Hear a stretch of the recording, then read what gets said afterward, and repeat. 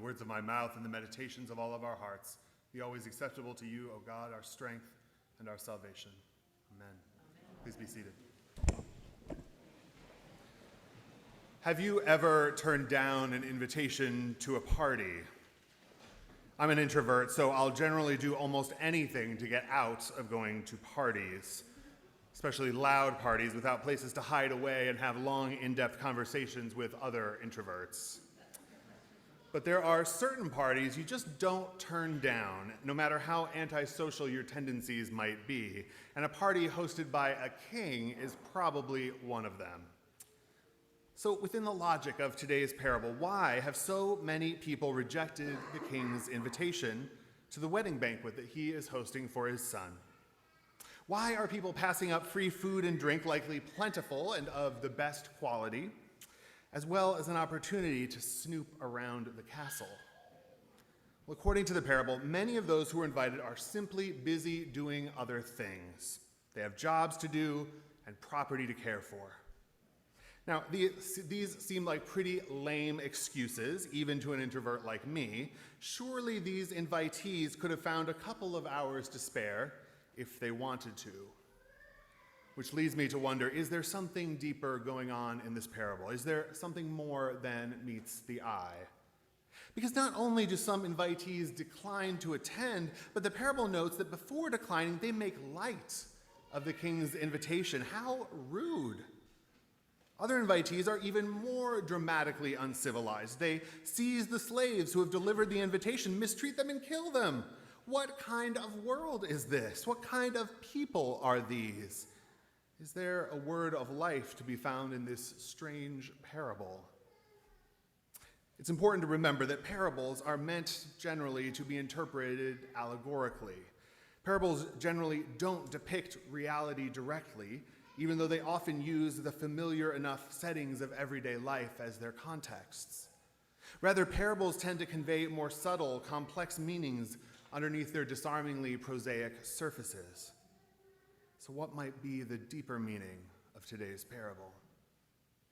Well, one commentator helpfully recognizes that the invitees who go off to their farms and their businesses seem entirely focused on things they have built for themselves, on things they use to define their worth in the world. If the kingdom of heaven is like a wedding banquet, then it would seem that these invitees are rejecting the kingdom of heaven in favor of remaining immersed in their own projects and identities, which might seem a bit strange at first glance. But how often have you focused on achievement at work at the expense of other important aspects of your life? So many of us place work at the very top of our priority list, sometimes even above the people we love.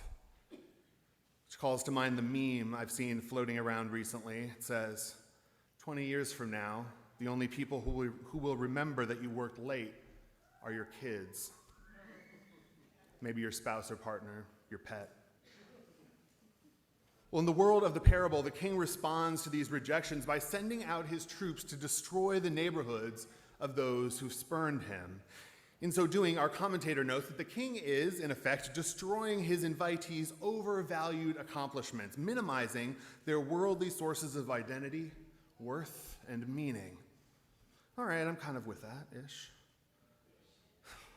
Following all this destruction, the king tells his slaves to go out and invite anyone they come across to the banquet, the good and the bad alike.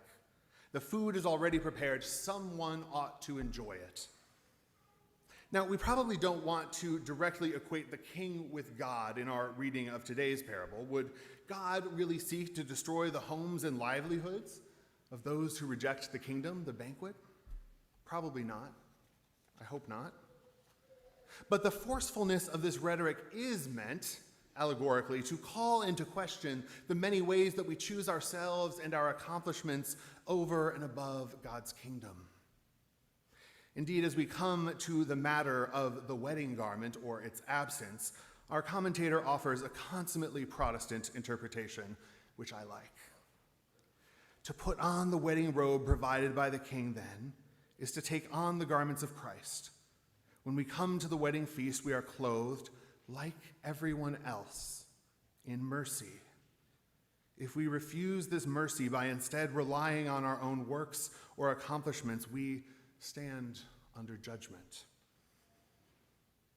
This commentator assumes, it seems, that some sort of robe had been offered and rejected, assumes that this individual has come to the banquet half-heartedly, not yet ready to go all in on kingdom logic and kingdom values, not yet ready to accept that God clothes both the good and the bad with the same mercy, not yet ready to accept that it is not our merit, but rather God's mercy that makes us worthy of the heavenly banquet, which can be so very hard for those of us who have been conditioned to believe that life is all about the survival of the fittest, the smartest, the richest, and the prettiest.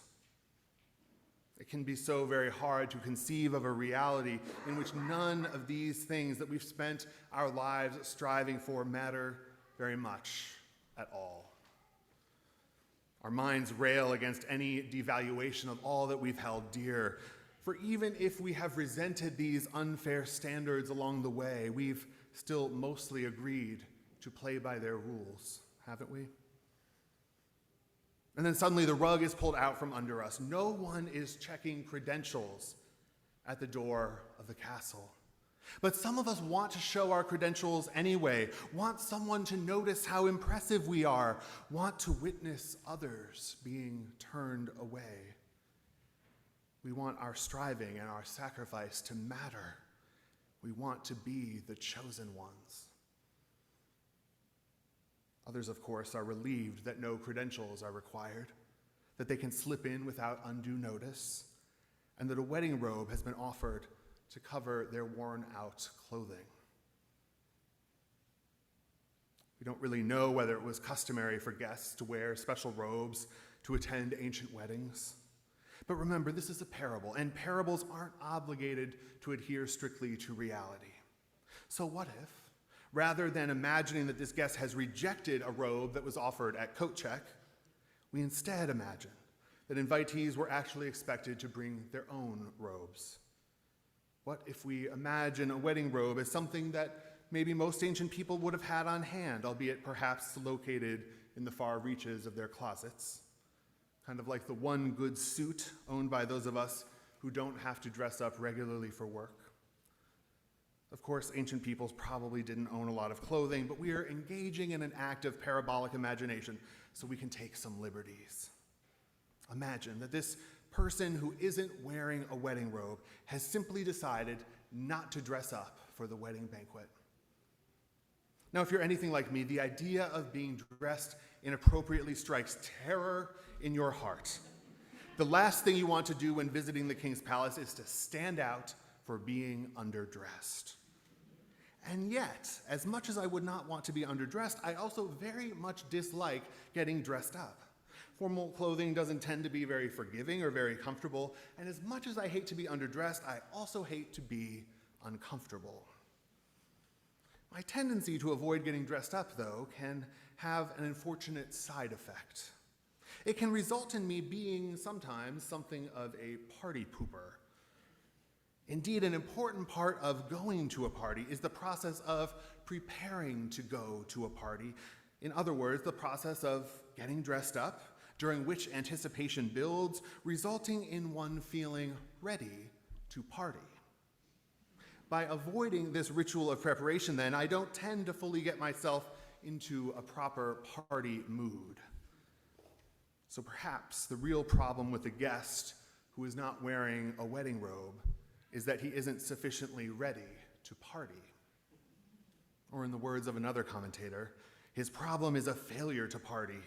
The kingdom of heaven is a banquet after all, and you've got to put on your party dress and get with the program. The kingdom music is playing, and it's time to get up on the dance floor. Or as the slightly more sober, but no less theologically astute Karl Barth puts the matter, in the last resort, it all boils down to the fact that the invitation is to a feast, and that he who does not obey and come accordingly, and therefore festively, declines and spurns the invitation no less than those who are unwilling to obey and appear at all. So whether this guest refused a complimentary robe or failed to bring his own, the consequence is similar. This guest isn't ready to go all the way. There's still some hesitancy about casting his lot with the motley crew of the good and the bad who have boisterously filled the banquet hall. Indeed, it is quite disconcerting that in these robes, he can't even really tell the good and the bad apart. He is not quite ready to fade into the crowd without having had an opportunity to prove himself and without having tested the worthiness of his would-be banqueting companions. He can't quite accept that he is accepted and that everyone else is too. It's a lot to take in, of course, that in the kingdom, at the heavenly banquet, we don't have to prove ourselves. We don't need to stand out. We don't need to be exemplary. We just have to want to be there. And if we want to be there and can accept that God has invited absolutely everyone, then we should really be wearing party clothes. Because not having anything to prove, anything to win, any reason to justify our presence, well, that is really something to celebrate.